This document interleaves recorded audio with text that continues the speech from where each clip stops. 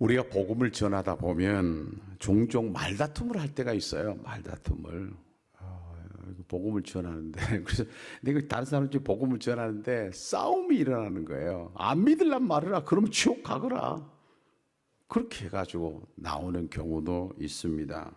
왜 그럴까? 이걸 가만히 보면 영적 기류가 있다고 하는 사실입니다. 영적인 부분이에요. 오늘 우리는 왜 이러는가 하는 것들을 우리는 성경에서 찾아볼 수가 있습니다. 지금까지 우리는 사도행전 1장부터 12장까지를 해왔는데 베드로가 많이 나와요. 그런데 오늘 13장이 시작되는데 이제부터는 바울이 나옵니다. 성령께서 바나바와 사울을 따로 세우라라고 말을 했습니다. 오늘 2절에 보면 이렇게 말합니다. 성령이 이르시되 내가 불러 시키는 일을 위하여 바나바와 사울을 따로 세우라 하시니, 성경을 자세히 보면 성령이 그렇게 했다고 말이죠. 성령이 바나바와 사울을 불러 세워서 하나님의 일을 시키겠다는 겁니다. 여기서 이 말씀을 보면은 바나바와 바울이라고 하는 사람은 자기들이 결정해 가지고 복음을 전하는 사람으로 나서지 않았다고 하는 사실입니다. 그런데 4절에 보면 또 이렇게 말합니다. 두 사람이 성령의 보내심을 받아, 그러니까 하나님의 일을 하는데 두 사람이 가고 싶어 가는 것이 아니라 성령 하나님께서 보냈다는 사실입니다. 바나바와 바울은 성령 하나님께서 보냈다는 확신을 가지고 지금 그들은 복음을 전하러 나서게 되었습니다. 그런데 이들이 갔던 곳은 어딘가라고 하는 것이 나옵니다. 이들이 갔던 곳은 마침내 성령의 보내심을 받아서 가게 되는데, 그들이 갔던 곳은 4절에 보면 이렇게 나옵니다. 두 사람이 성령의 보내심을 받아 실루기아에 내려가 거기서 배 타고 구브로에 가서, 구브로는 섬입니다. 섬인데 여기는 바나바가 태어난 곳이고 바나바가 자랐던 곳이 구브로입니다. 그런데 바울과 바나바는 이 구브로 섬 중에서도 수도인, 그 안의 수도인 바보라고 하는 중심지인 바오라는 곳으로 가게 됩니다. 그런데 거기서 가서 보니까 이제 복음을 전하러 갔잖아요. 그런데 거기서 마법사를 만납니다. 바예수라고 하는 마법사를 만나게 됩니다. 이 사람은 거짓 마술사였습니다. 그런데 이 마술사가 총독 서기오 바울, 이 바울이라는 이름이 참 그때도 좋았는지 바울이라는 이름을 썼는데 총독과 함께 있었다는 것입니다. 마술사가. 그런데 오늘 이 총독 서기오도 만났는데 총독 서기오가 어떤 사람인가에 대해서 아주 정확하게 7절에 이렇게 말합니다. 서기오 바울은 지혜 있는 사람이라 바나바와 사울을 불러 하나님의 말씀을 듣고자 하더라 그랬습니다. 총독도 대단히 훌륭한 사람이었습니다. 여기에 로마 황제가 임명한 사람이 총독입니다. 그리고 이 사람은 지혜가 있는 사람이고 통치력과 분별력이 있었다 그 말입니다. 이 사람은 이런 정치인이었다, 보통 사람이 아니다 라고 하는 사실입니다. 그런데 이 총독이 하나님 말씀 듣기를 원했다. 자기도 하나님을 좀 말씀을 들어보고 좀 뭐 결정을 해야 되지 않겠나. 이 지혜로운 이 총독이 그런 마음을 갖게 됐는데 오늘 7절에 이렇게 말하죠. 바나바와 사울을 불러 하나님의 말씀을 듣고자 했다 그랬어요. 그런데 문제가 생긴 겁니다. 무슨 문제냐면은 이 바예수라고 하는 마술사가 이 총독에게 믿지 못하게 합니다. 예수 믿지 말라고. 이 총독이 예수를 믿게 되면은 이 바예수라고 하는 이 마법사는 자기가 총독과 있어야 될 이유가 없어요. 왜? 예수를 믿는데 무슨 이 마법사를 데리고 있겠습니까? 그 당시에 보면은 로마 정치인들은 마술사나 점성가를 옆에 두어서 어떤 큰 일을 할 때에 그분들에게 조언을 받았다고 합니다. 조언을 받아가지고 어떤 걸 결정을 하는 거예요. 여기서 우리가 주목해야 될 것은 복음을 전할 때 이 마술사처럼 복음을 방해하는 것이 있다는 사실을 먼저 전제해야 합니다. 우리가 아셔야 돼요. 그들이 못 믿게 한다고 말이죠. 믿지 못하도록 장하고 있다는 것이에요. 선교사들 사이에는 이런 말이 퍼지고 있습니다. 뭔가 하면 선교지에 갔는데 가장 먼저 만난 사람이 누구냐?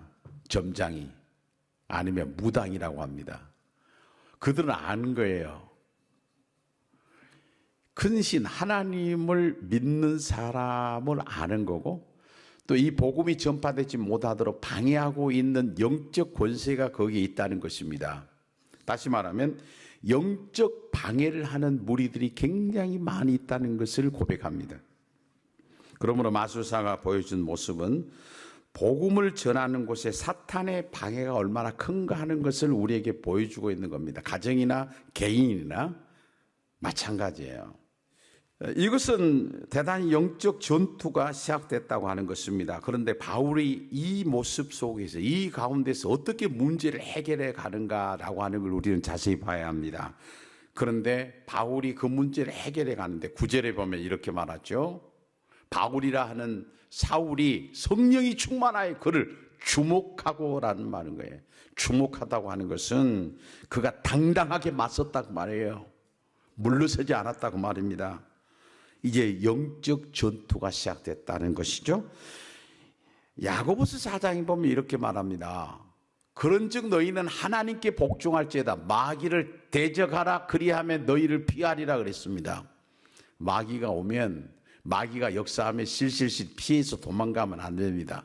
주목하다고 하는 것은 당당하게 맞서라는 말이에요. 딱 맞서야 합니다.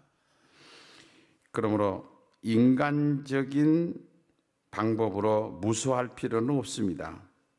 그래서 사탄이 역사하는 사람 앞에서는 약하면 안 됩니다.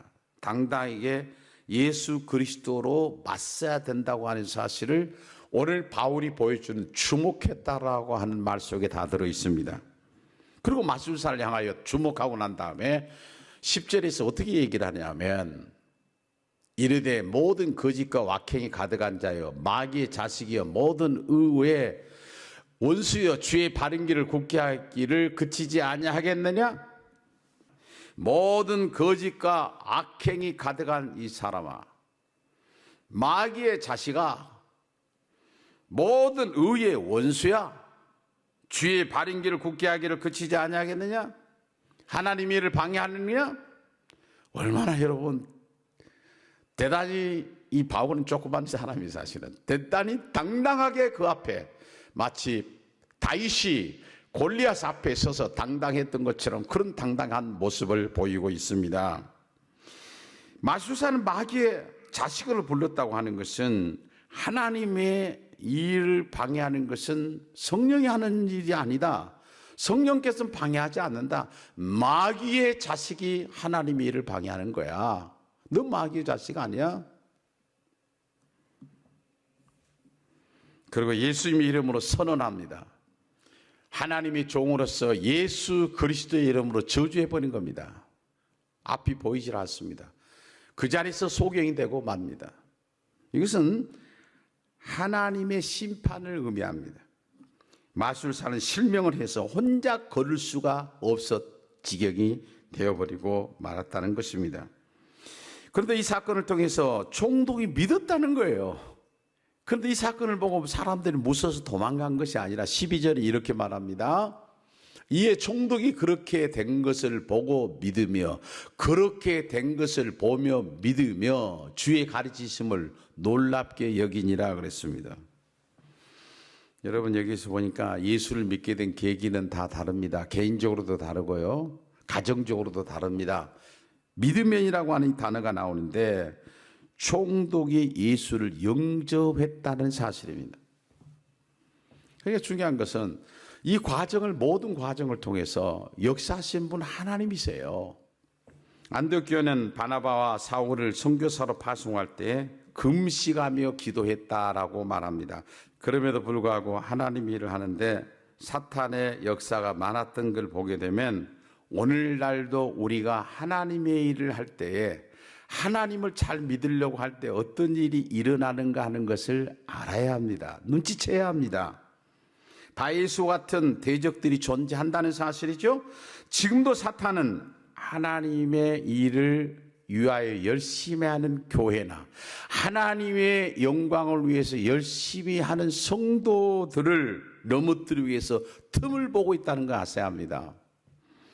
하나님 일을 계획하고 추진해 나갈 때 반드시 선행되어야 될 것은 기도가 선행되어야 됩니다. 우리가 살고 있는 이 세상은 영적 전쟁입니다. 마귀는 순간순간 믿는 사람조차도 미혹하여 끌고 가려고 하는 것입니다. 하나님께서 말씀하신 것은 마가복음 13장에 이렇게 얘기합니다. 거짓 그리스도들과 거짓 선자들이 일어나서 이적과 기사를 행하며 할 수만 있으면 택하신 자들을 미혹하려 하리라 그랬어요. 할 수만 있으면 미혹하려 하리라 그랬어요.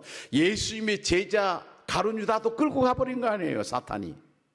승리할 수 있는 비결은 하나님 앞에 맡기고 하나님의 도움을 요청하지 않으면 안 된다는 사실입니다. 그러나 우리가 별 염려할 필요가 없는 것은 하나님의 약속은 우리와 함께 하겠다는 약속입니다. 그러므로 예수님을 바라보고 승리하는 우리 모두가 되기 위해서는 늘 약속하신 예수 그리스도를 바라보면서 모든 일에 하나님 앞에 기도로 준비하며 나갈 때 승리가 있는 것입니다. 그래서 우리가 모두가 승리하는 그리스도인의 아름다운 삶을 살아가는 성도 모두가 되었으면 좋겠습니다.